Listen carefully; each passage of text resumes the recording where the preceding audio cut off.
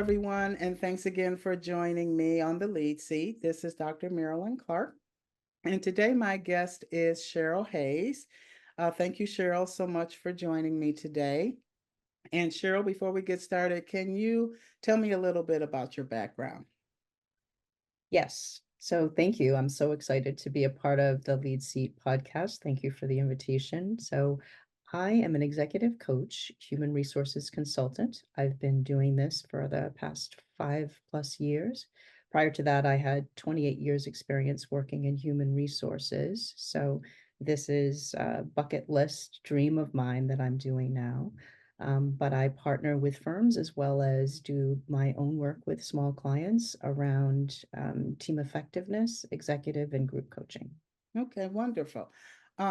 Today, Cheryl, we had talked about that we wanted to get in discussion around the importance of emotional intelligence in leadership. So I'm going to jump right in with my first question to you and tell me I'm going to call it EQ, if that's okay. Yes. What is EQ? What is an EQ check-in, and why is it crucial for leaders to incorporate this practice regularly? A EQ check-in. Yeah. So an EQ check-in, first, emotional intelligence is all Mhm. about how you show up, how you manage your emotions of you're aware of the emotions of others, and how that impacts your ability to be social and build relationships. And so, given that leaders are managing or they're influencing people, Mhm. it's important for them to be attuned to how others are receiving and responding to the information that's being shared in interactions. And so an EQ check in is basically a pulse check on the energy level and engagement and focus of the people that are in the room. Oftentimes, facilitators do this where they sense that something might be slightly off or that they don't have consistent engagement. A practice is usually the thumbs up. Mhm. I'm good. Yeah. Yeah, well, I'm not so great. I'm not so good. Yeah. And then trying to look at ways to solve for that and get input from people as to what they might need in order to feel better engaged and more a part of the conversation. Mhm. You're right. That is a big thing when it comes to facilitation and training. Because when you walk in a room, you're walking in a room of strangers and you really have to gauge the energy of that audience. And you're right, that EQ. So, how does EQ differ from other forms of self reflection or self assessment? So an EQ check-in is different in that when you reflect on how you feel, it's internal information that you use to decide how things are going. So you know that something's not quite right, but what you do is try to assess yourself. What is it that I've done wrong? How is it that I could do things differently? But you do that without information from the other individual or from the other people in the room. So there's a blind spot element to doing that self check-in. Then an EQ check-in helps you to actually get to the root of what's happening here and how can I help you and me to get to where we want to go. Okay. Can you share examples of situations where a leader lack of self-awareness led to unintentional consequences? Yes, I have had opportunity to coach people over the past 5 years, and there have been a few occasions, Mhm. unfortunately, where after coaching an individual and getting feedback from the leader who manages them about what that individual might need in order to succeed following the coaching engagement, there have been one or two occasions where the leader that had been provided coaching had left. And the reason after them leaving and reaching out and just Mhm. sharing with me that they are no longer with the employer, in those one or two occasions, it did seem like the leader who was going to support them in their continued growth and engagement wasn't aware that they were actually part of the reason that that person was challenged and ultimately the reason why that person decided to leave. Mm, okay. And how might an EQ check-in have altered the outcome of these scenarios? It would have given the leader, the person to Mhm. whom the leader was reporting the opportunity to course correct, to see what they might have done differently, to give them a chance to pause and to make a space for that person to be able to either participate in conversations or contribute in a way where they felt safe Mhm. and that they were being valued and heard. Okay. Okay. How does mirroring the energy in the moment, as we call it, conflict with a leader's intended brand or leadership style? From an EQ perspective, it's Mhm. important for you to be aware of how people are responding or reacting and how that is impacting yourself.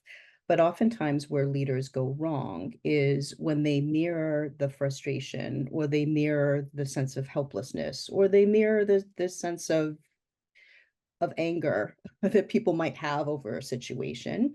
What your team is looking for from you in those instances is the opportunity for you to pause, mirror your empathy, but yet to bring the temperature down and to help people to reframe what's happening and to help them to get through the situation that's causing Mhm. the impasse versus to jump on board. That usually doesn't help them when you mirror that tension for Right. them to get to the other side of the situation. Okay. And so, are there other strategies that leaders can use to avoid being overly influenced by the immediate emotional client? Is there another one you can share?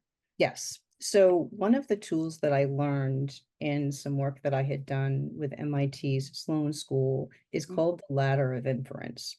And Mm. basically what the tool, which was designed by Chris Ardress, actually back in the 70s, but it's still quite relevant, Mhm. it tells you that what we do as humans is we tend to take on information and then immediately try to make meaning of it. So we make a shortcut. We pick out a section of the facts that we are viewing, and then we start to make a story about it. And then based on that story, we start to apply emotions, we start to apply our own experiences, and then we're off to the races in terms of making decisions. Well, what the ladder of inference says is when you see yourself making a story or making meaning of facts that aren't readily available or visible, you need to stop and inquire and ask other people for their insights. So Mhm. that's one way for a leader to not get stuck in the inference cycle and people making meaning and start to stir up a strategy that isn't really grounded in the facts. Mhm. Another is a model that has been around for some time that I use in coaching, which is the GROW model. And Mhm. that was designed by Sir John Wilshire. Mhm. And what the GROW model suggests, which is really quite simple, is to help people to get back on track. You make sure they're grounded in the goal of what they're looking at. Then you bring about and examine the realities of what's occurring. So, what are the realities that we have ahead of us? What is it that we're facing? Then, with everyone's input, you strategize some options that you might use in order to get past the situation. And then the W is what are we willing to do? Mhm. And so those are ways for leaders to really help influence and guide people through situations that they're challenged with. Mhm. Yes, I've used that grow model and I found it, very effective too. It's simple, it's easy, and it takes you through the whole gamut of where we want to go. So Mhm. I do like that model as well and use it at times. Uh, what are some signs that a leader may be out of sync with their emotional awareness, both in terms of self and others? One of the signs that I've noticed is in speaking with leaders who have engaged with me as an executive coach in the contracting and manager alignment phase.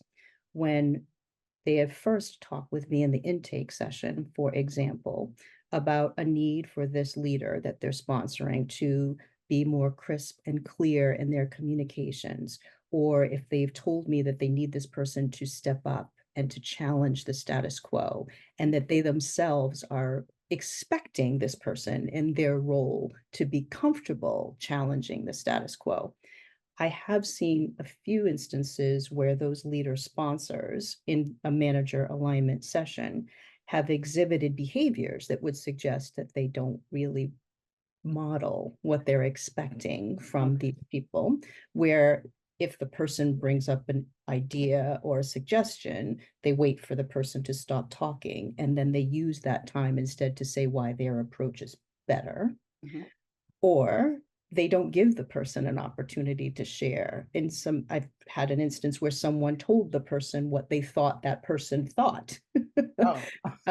And so they want one thing, but in fact, when you watch them in action, it's clear that their awareness is not Mhm. point, because they're actually their behavior and their modeling an approach that is not going to help that person show up in the Right, way that they want them to. right, right.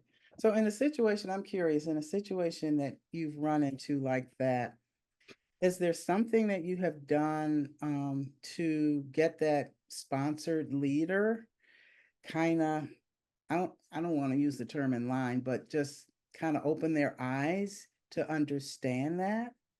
Have I you?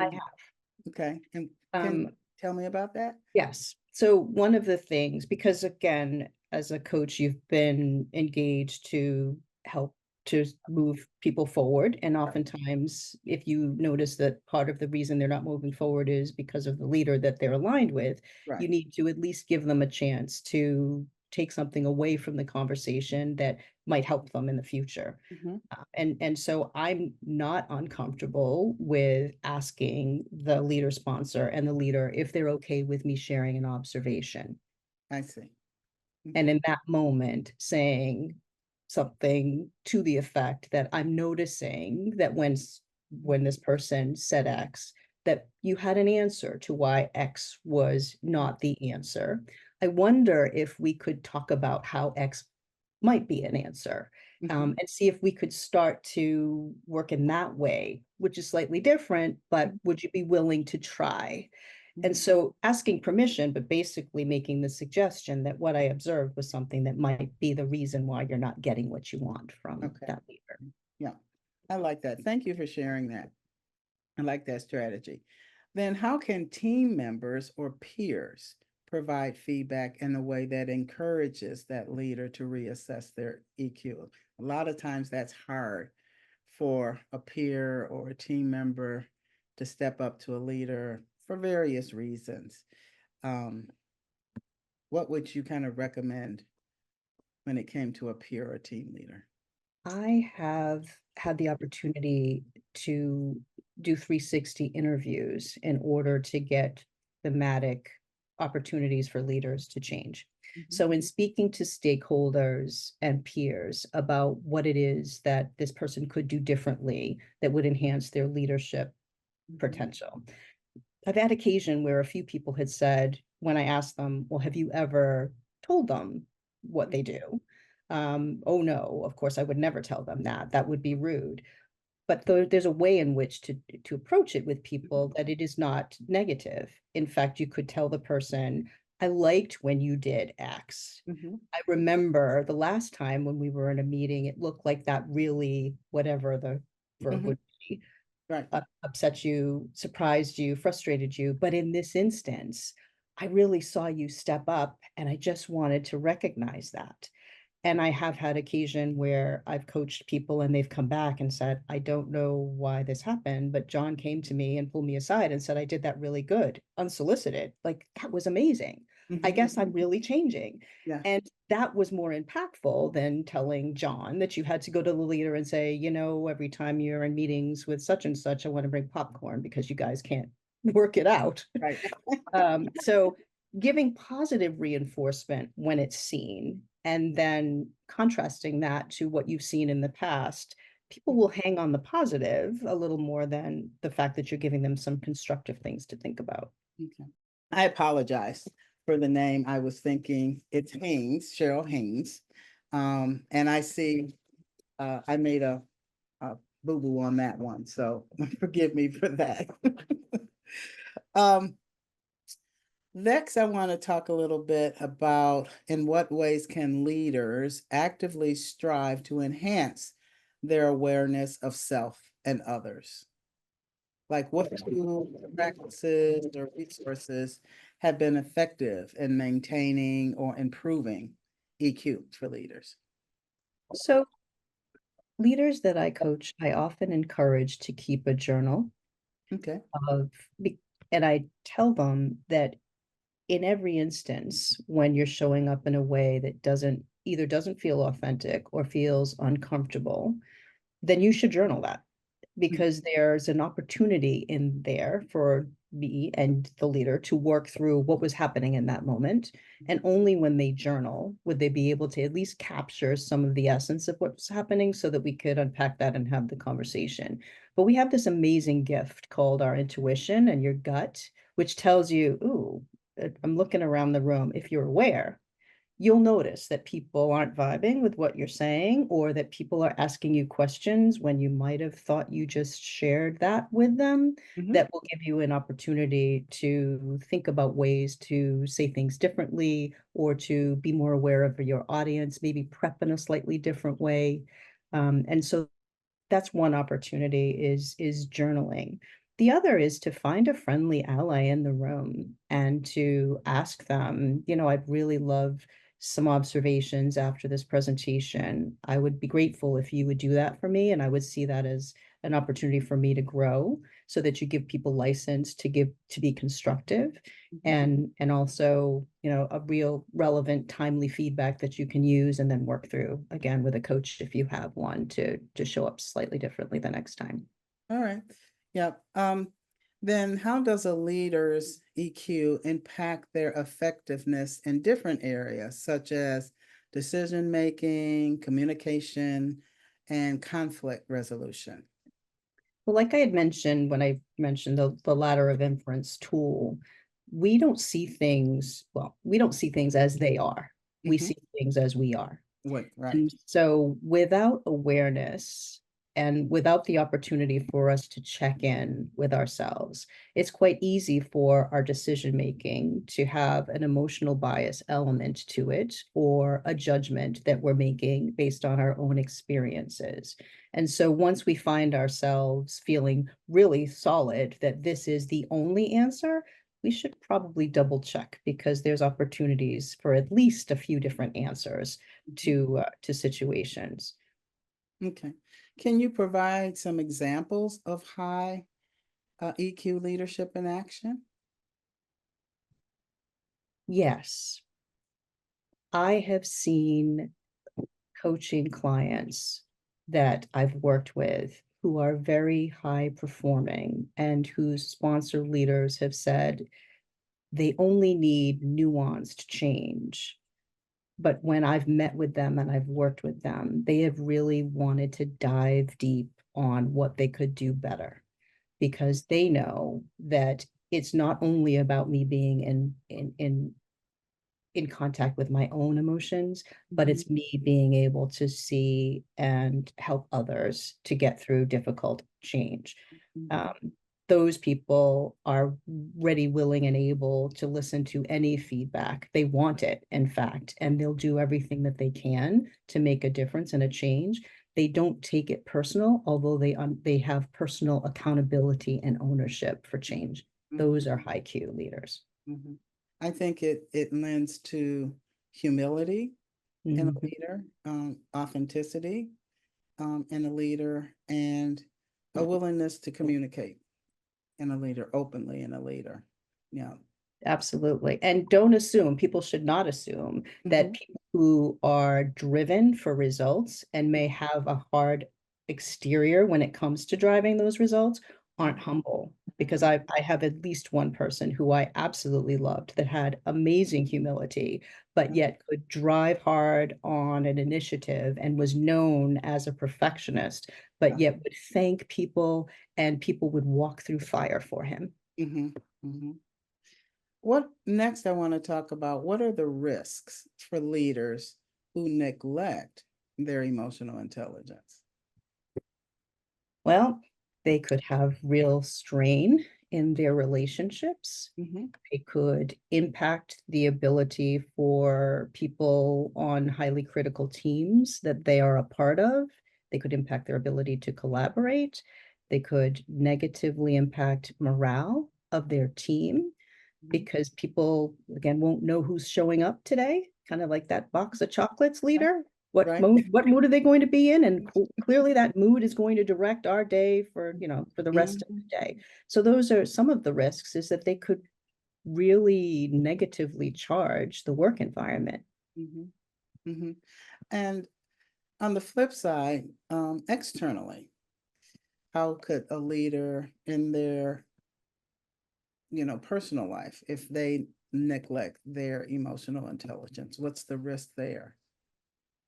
Because I think they kind of go hand in hand when you They do. think, yeah. Yeah. You could come home and bring work home with you, Mhm. Mhm. and then make your family victim to the day that you had, Mhm. Mhm. instead of being present, and watching what your family members are looking for from you in order for there to be peace in your home.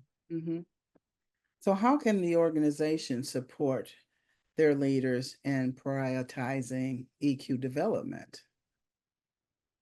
Organizations that have a culture of coaching, that have a culture of feedback, where it is observations to make you better versus I want to learn what you've done wrong so I can punish you. Mhm. Giving people license to share with norms that suggest we have the ability to give feedback, and we assume positive intent with Mhm. feedback. So setting the norms, setting the structure of the culture to suggest that observations and feedback are good, and then putting in place some processes around feedback or tools or managing training to suggest that well-being is associated with, building a trust and honest culture and environment. All of those things I think are important to Mhm. having a high EQ culture. The um, punishment or praise type of culture. I've seen cultures where I've worked as a consultant, where it's both been praise and the culture was totally all about happiness, results. People were glad to work. And then I've seen the punishment. I've worked in organizations where the culture was like punishment. And I was like, everyone was just on pins and needles and just afraid to speak up or say anything, or there was a lot of finger pointing, and it just felt very toxic being in that type of environment. So um how can leaders balance the need to be present and responsive in the moment with the need to stay aligned with their long-term goals and values? Again, I think that grow model works nicely here, Okay. where you really are grounding what you're doing in the organization's objectives, but you're using facts in order to decide what your next steps are. I think grow works well there. Yeah. Is there any other techniques or practices that can help maintain the balance besides growth, in addition to growth, I should say? I think if someone has boosted their EQ or is aware of how they're showing up, Mhm. again, reading their gut, reading their intuition, sensing that something's off a bit, Mhm. I think that's a good step in the right direction. Mhm. Making sure that you have people empowered to share how they're feeling, that people are really clear that that is an expectation and that it is welcome, um, I think is another important step as well. Mhm. How do you think a leader's emotional intelligence influences the overall culture of their organization?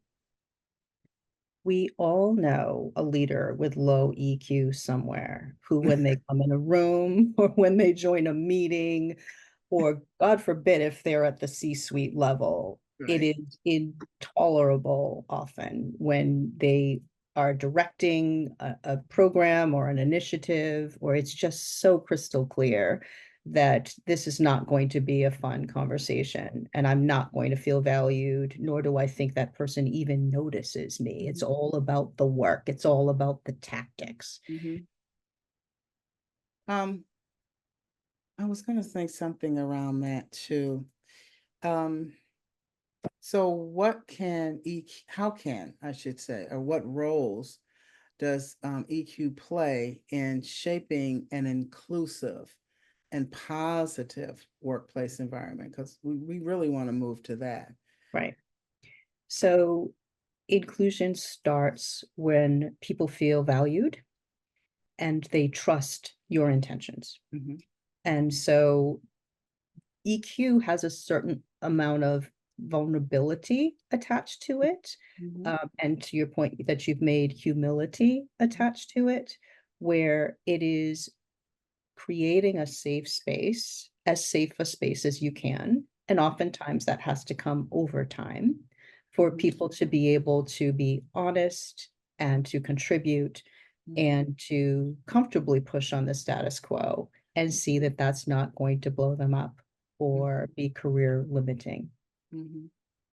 That brings to mind, Cheryl, about because I've worked in a lot of different organizations and coming in as a contractor, either for coaching or for education, corporate education.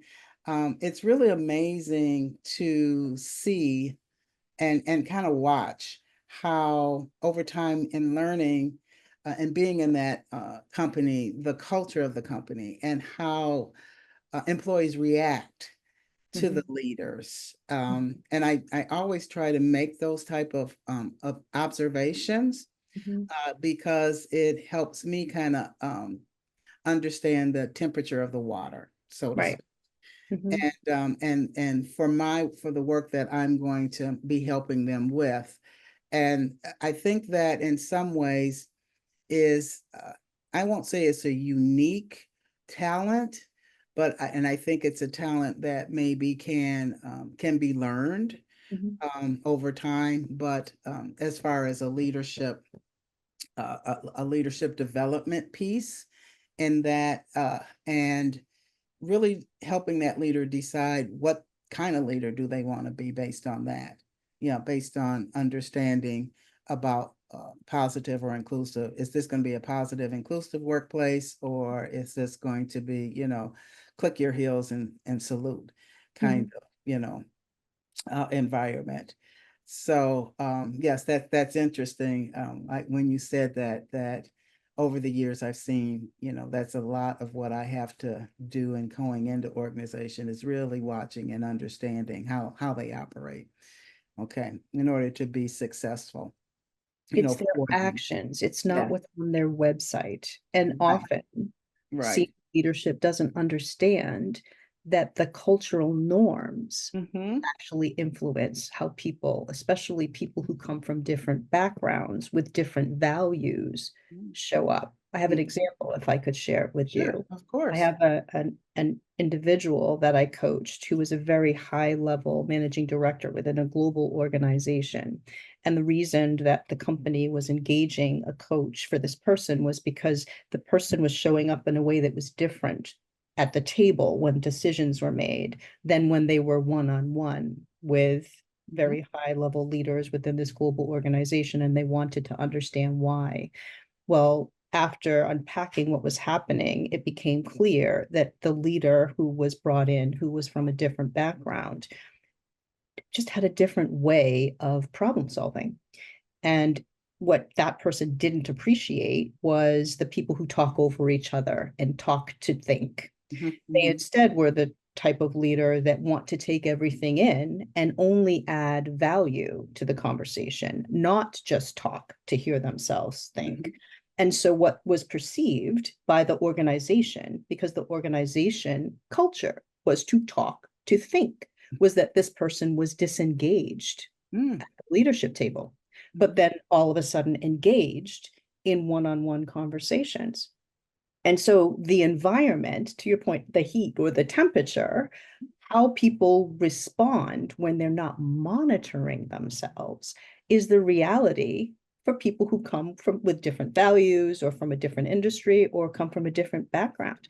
And that's the measure of inclusion. Mhm. That's where having high EQ will cause you to pause and say, this person is showing up differently one-to-one than they are in a meeting. Let me make space in this meeting to find out what's going on versus calling a coach to say, there's something wrong with that person. Not that I don't want the work, Right. but that's an example of Right. the Mhm. culture dictating how you show up. Yes.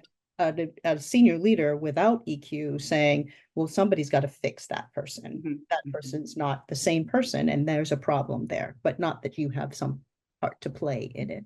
Mhm. Okay. Thank you for sharing that with that story with us. That was a good one. In your experience, how do leaders typically respond to the idea of needing to improve their emotional intelligence? I had one individual who will go unnamed clearly, but who, when they learned that one of the assessments that we would be working on had to do with emotional intelligence, Mhm. referred me to their understanding of who moved my cheese.